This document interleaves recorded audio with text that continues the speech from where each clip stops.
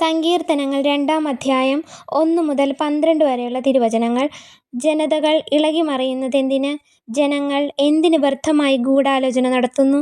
കർത്താവിനും അവിടുത്തെ അഭിഷിക്തനും എതിരെ ഭൂമിയിലെ രാജാക്കന്മാർ അണിനിരക്കുന്നു. ഭരണാധിപന്മാർ കൂടിയാലോചിക്കുന്നു. അവർ വച്ച വിലങ്ങുകൾ തകർക്കാം, അവരുടെ ചങ്ങല പൊട്ടിച്ചു മോചനം നേടാം. സ്വർഗ്ഗത്തിലിരിക്കുന്നവൻ അതു കേട്ട് ചിരിക്കുന്നു. കർത്താവ് അവരെ പരിഹസിക്കുന്നു. അവിടുന്ന് അവരോട് കോപത്തോടെ സംസാരിക്കും, ക്രോധത്തോടെ അവരെ സംഭിതരാക്കും. എൻ്റെ വിശുദ്ധപർവ്വതമായ സീയോനിൽ ഞാനാണ് എൻ്റെ രാജാവിനെ വാഴിച്ചതെന്ന് അവിടുന്ന് അരുളിച്ചെയ്യും. കർത്താവിൻ്റെ കൽപ്പന ഞാൻ വിളംബരം ചെയ്യും. അവിടുന്ന് എന്നോട് അരുളിച്ചെയ്തു, നീ എൻ്റെ പുത്രനാണ്. ഇന്നു ഞാൻ നിനക്ക് ജന്മം നൽകി. എന്നോട് ചോദിച്ചുകൊള്ളുക, ഞാൻ നിനക്ക് ജനതകളെ അവകാശമായി തരും. ഭൂമിയുടെ അതിരുകൾ നിനക്ക് അധീനമാകും.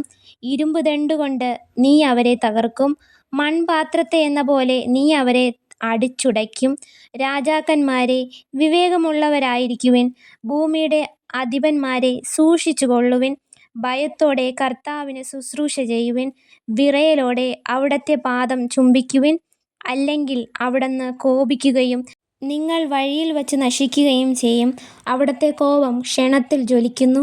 കർത്താവിൽ ശരണം വയ്ക്കുന്നവർ ഭാഗ്യവാന്മാർ. കർത്താവിൻ്റെ വചനം.